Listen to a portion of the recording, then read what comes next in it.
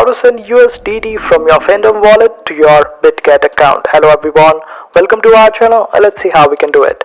For this, simply open up your Phantom wallet and over here you need to click on this option of send.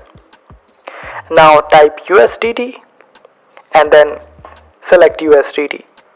After that, you would require a Solana address. For this, simply log into your Bitget account, go to your wallet section, and in your wallet section, click on this option of receive.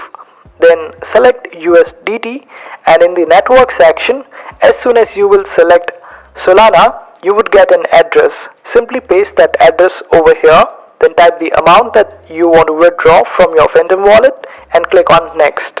After that, click on send, and this way you would be able to send USDT from your Phantom wallet to your Bitget account. And this is how you do it. I hope this video was helpful. Make sure to hit that like button and also subscribe to our channel for more helpful videos.